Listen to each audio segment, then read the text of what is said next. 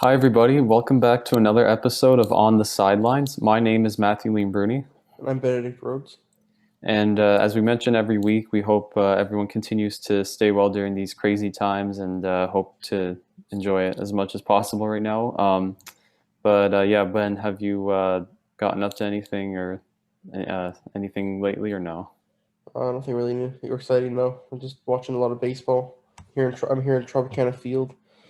I know the World Series is not going to be here, but I'm here with the fans anyway. All the famous giant Rays crowd here. So yeah, not much. What about you? Well, I mean, at least you got to watch the wild card series, right? Exactly. um, for me, not a whole lot either. Just watching baseball and just a lot of school and work right now. Um, but yeah, as Ben mentioned, we're going to start out in the baseball playoffs. Now we're down to the final two teams. Do you want to start out with the NLCS side? Yeah. So in the NFCS this week, the Dodgers and Braves uh played. The Braves were up 3-1, but in Atlanta fashion, of course. Choked, lost in 7 games to the Dodgers. Game three was the pivotal moment, I guess, for the Dodgers. In the first inning, they scored 7 runs off the starter, chasing him after just 2 outs in the first inning.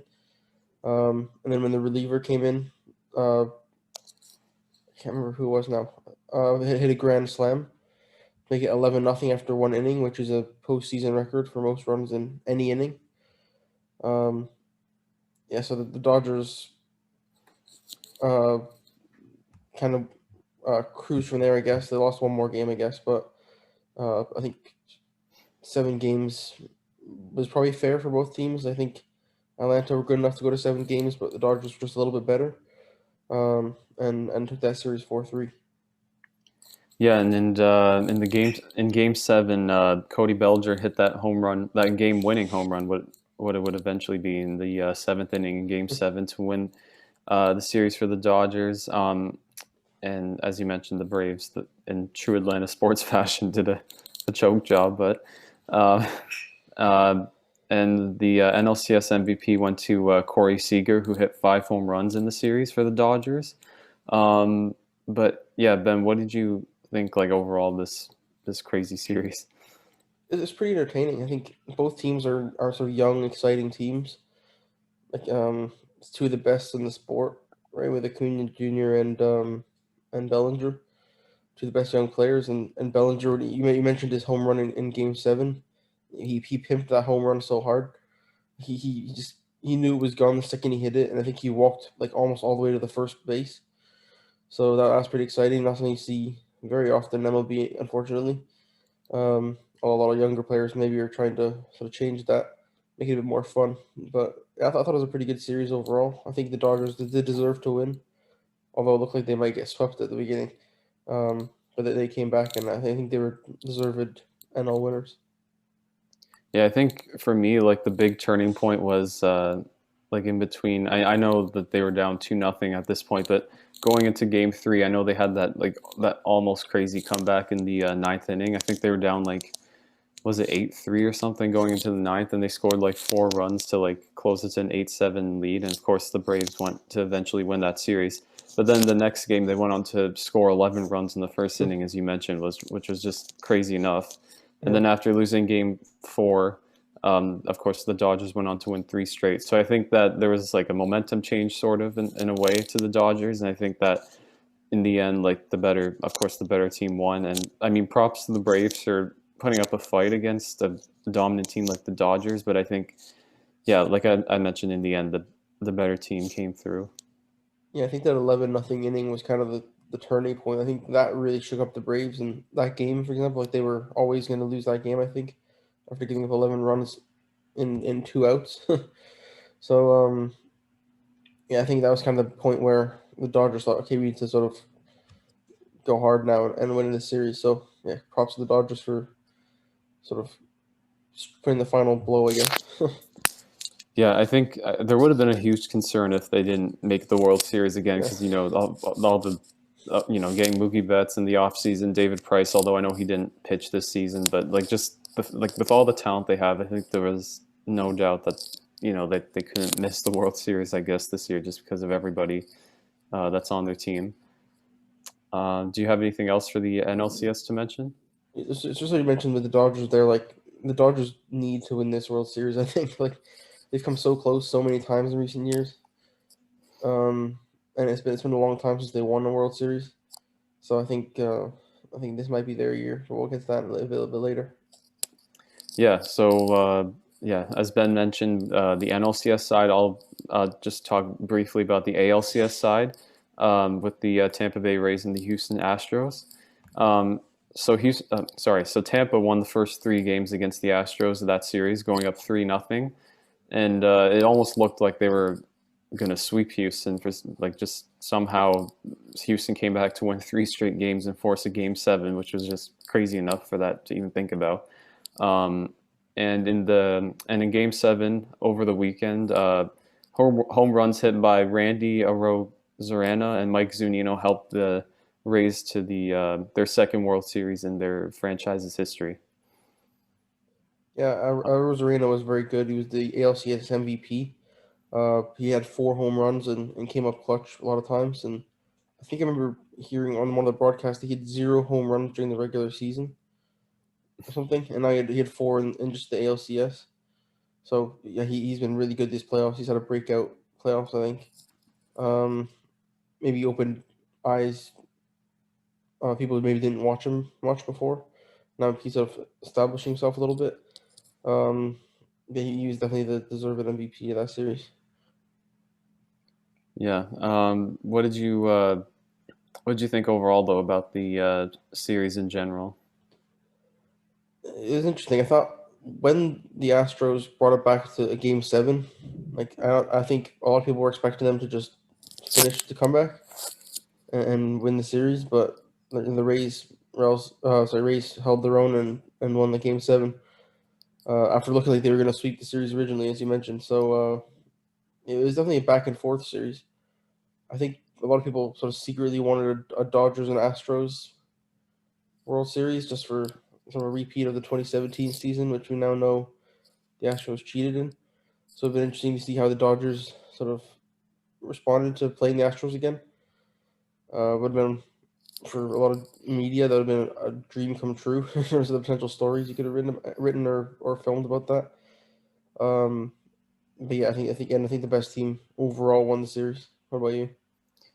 Yeah, I think I was I was kind of worried for the Rays. I really thought they were going to actually blow that series lead and like pull a 2004 Yankees on again, but because of course that's what happened. The Red Sox came back from a 3-0 series deficit for those who don't know in the 2004 playoffs. But overall, I think I mean, for me, like since there was no fans there, I think Houston didn't really. I mean, Houston didn't really have a crowd to worry about. They just, were playing in an empty Petco Park in San Diego, and so I think that. I mean, maybe there's sort of some motivation there for them to almost win the series. I mean, like just looking back from the first game to seven, like they went from just being like a nothing to almost winning this series, this crazy series that was the ALCS. But I think the fact that a small market like the Rays, like with all the small names that they have, I mean, they don't really have any huge names out there, like not familiar people or familiar players that people know. But I think it's great for a team like the Rays who have been building up to this moment to finally to get to a World Series now. Yeah, I think last time they were in the World Series was 2008. I think with that team with a bunch of their legends like Evan Longoria, for example, and to be able to do this now without Evan Longoria, without some of the and David Price and some of those stars they had in the past, I think that's sort of an important moment for them too. Because for a while they were kind of just the team that Evan Longoria played for, and now they're kind of you know finding their feet and all the development they've been doing in the minor leagues has been working, and I think now they're being rewarded for it. Yeah, definitely. Now that now that we know that it's the Rays and Dodgers in the series, I mean, before we make our pick, do you like who would you say has both like pitching advantage, hitting advantage, and that kind of stuff? Pitching. I'm gonna say that for starting pitching, I'm gonna say the Dodgers. Um, Especially if Clayton Kershaw is ready to go and can pitch, and pitches to the level he should be able to pitch. I mean, he's had a lot of trouble in the playoffs, of course, but um, yeah, if Kershaw and Bueller's healthy, I think he had a blister issue, and if they're all good to go, I think the Dodgers have the advantage in terms of starting pitching. I do like the Rays bullpen. I think they're really good. The Rays have always had a pretty good bullpen, I think, for a few years now, and they're using openers as well in some games instead of starters. So sort of like a bunch of relief pitchers in one day.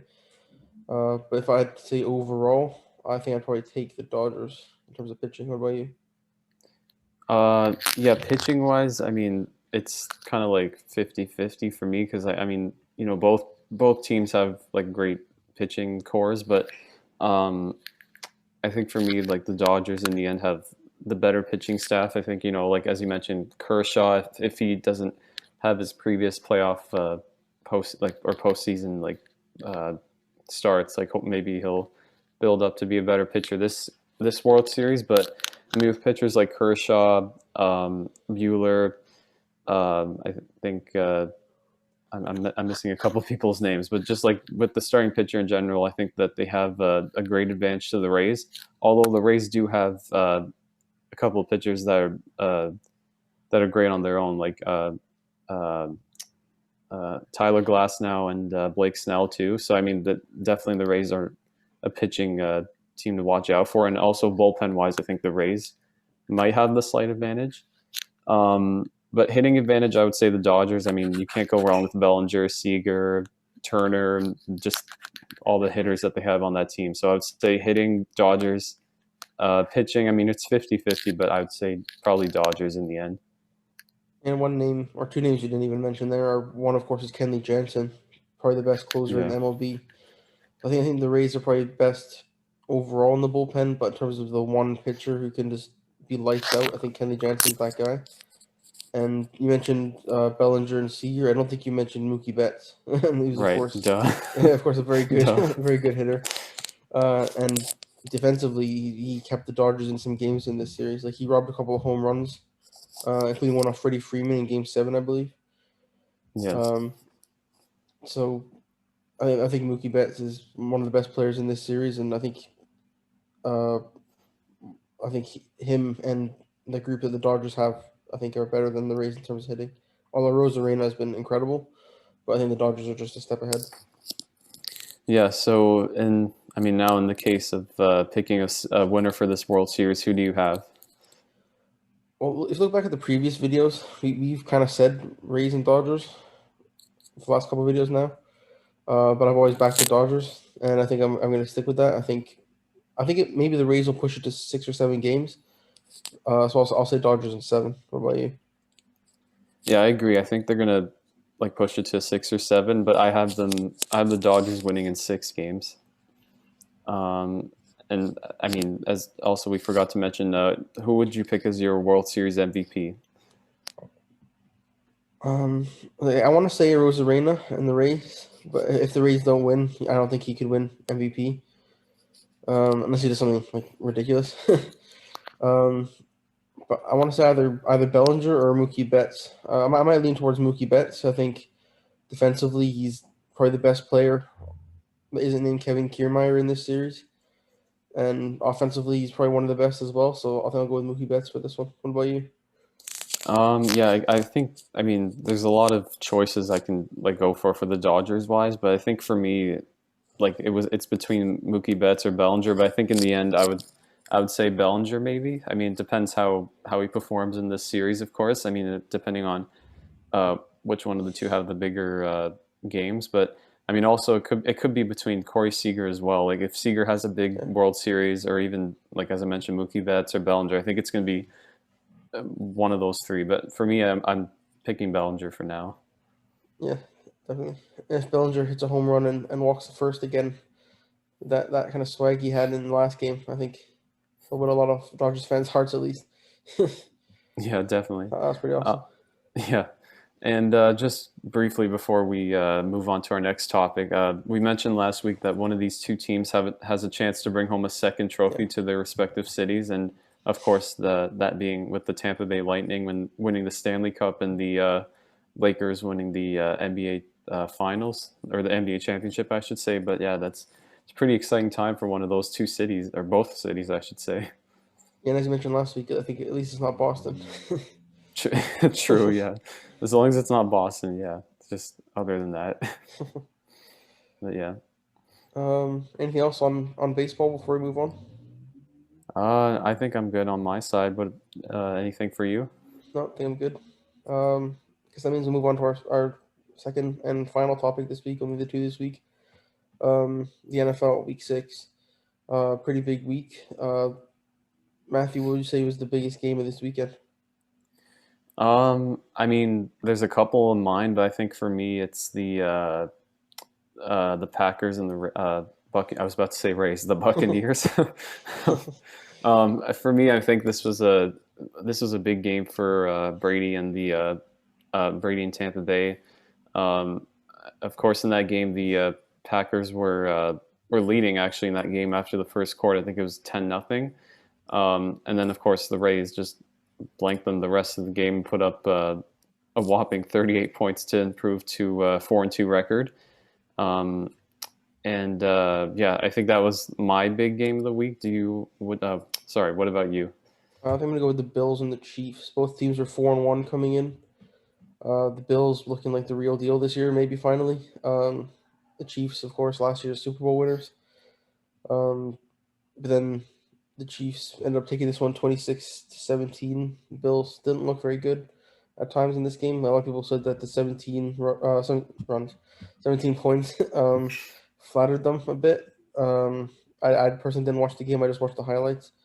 But in terms of maybe potential AFC implications, I think that's a pretty big one. And the Chiefs kind of maybe proved that they're still the best team in this division. The Bills, of course, losing twice this week, also losing 42-16 to the Titans. So they're now 4-2 when before they were 4-0 and looking like one of the best teams in the league. So they kind of need to bounce back this week. Yeah, the Bills. I think personally for me, I think the Bills are. I mean, I know they're still 4-2 and they are still obviously in the playoff spot, but I think for now that they are like slipping a little bit. I think they after their 4-0 start, they've had two back-to-back losses against two contenders, AFC contenders, in the Titans, who are now 5-0. And of course, they won against the Texans on Sunday, and they're now 5-0. And just this past Monday, the Chiefs. So I think that they might be slipping a little bit to their AFC contenders, but I mean, we'll see how they go into like continuing the rest of the season.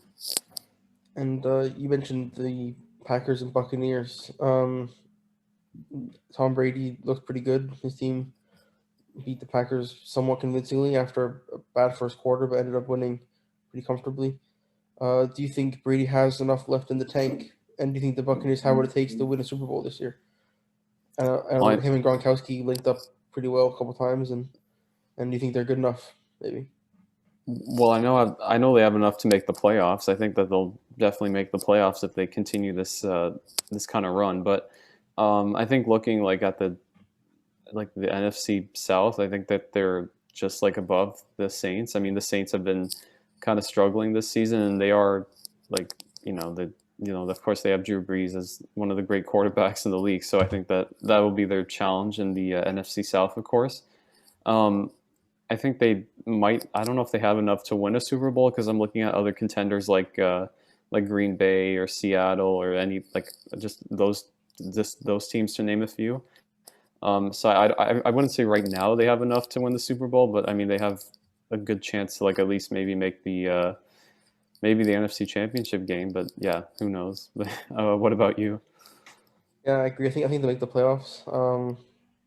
You never bet against Tom Brady, right? Like I think if they make the playoffs, they could just go on a run and go all the way. But I don't have him as a favorite coming out of the NFC. But like I said, never bet against Tom Brady. You never know what that guy can do, even at 85 years old, whatever he is now.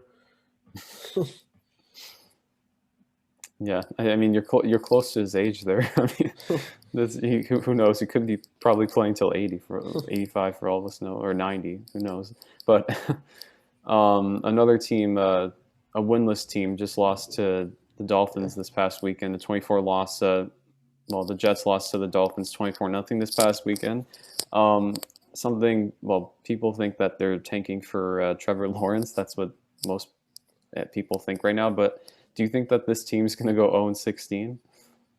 I wouldn't bet against them going 0-16. They look pretty bad so far.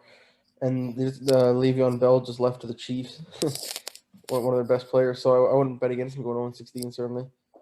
I mean, I know that Yeah, the Dolphins are pretty good, and the Dolphins are 3-3, which is probably better than a lot of people maybe expect them to be at this point in the season. So maybe the Dolphins are just good, but I don't know. The Jets are. I mean, they got blanked right 24-0. The Jets they're pretty bad this year. yeah. I mean, they might just be as worse as the Cleveland Browns a couple of years ago when they went 0-16. I mean, I don't know I who. know that I far, but wouldn't. yeah.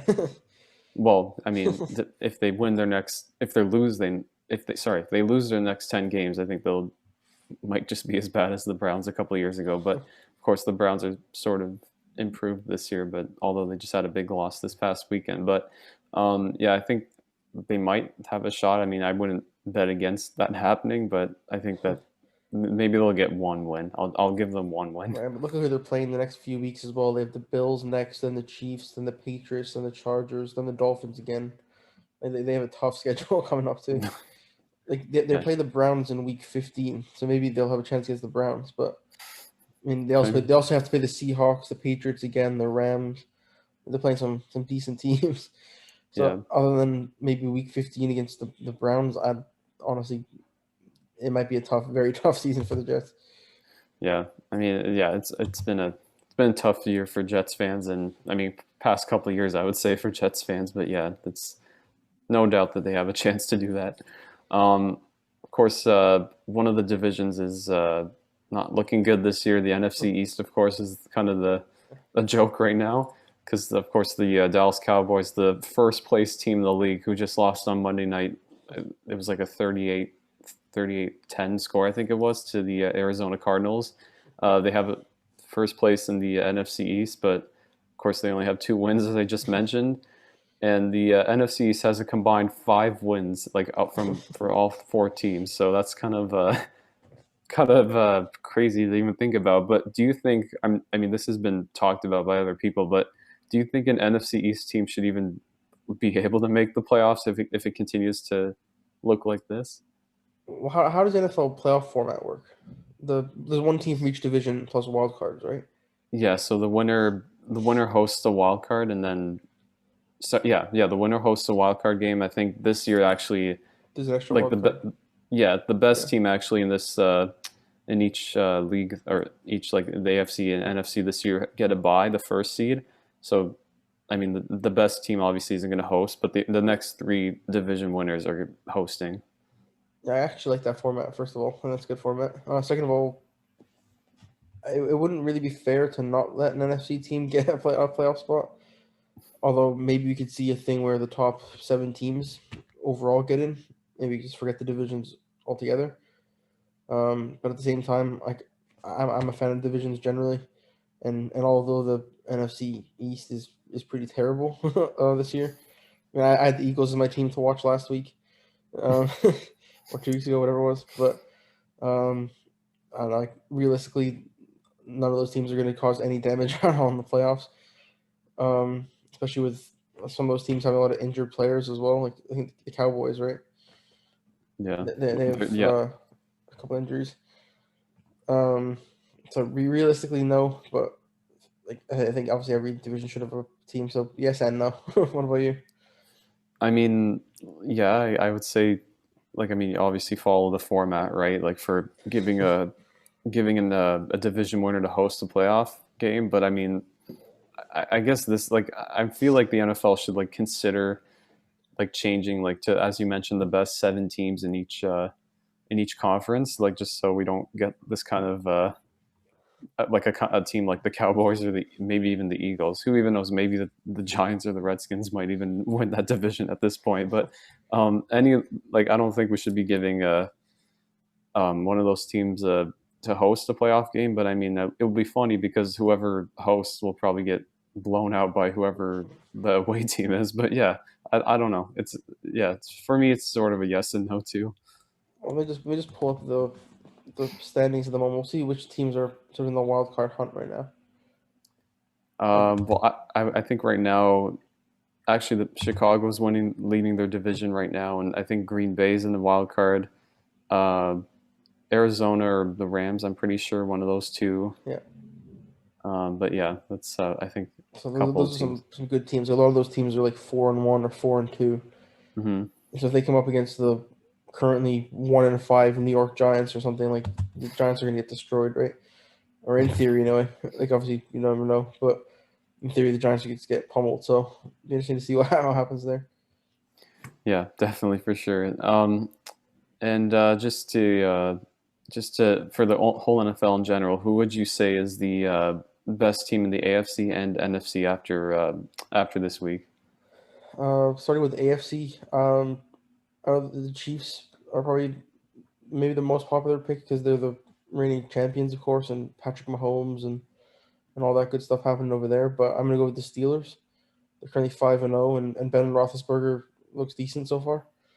I don't know if they'll be able to keep it up for 16-0 season or anything, but yeah, they're looking pretty good. So at the moment, I think they're the best team in the AFC. What about you? For me in the AFC, I would say I mean, of course, the Chiefs are the popular pick, as you mentioned, but I would say the Chiefs right now. I mean, I wouldn't discount the Steelers or Titans, who actually have a big game up this upcoming weekend. Of course, as I mentioned, both teams are 5-0, and they're going into this week, or into the next week undefeated, playing against each other. So that's gonna be a big game to see who's better than who. But I mean, I would say for now, after that win on Monday night against the Bills, I would say the Chiefs for now.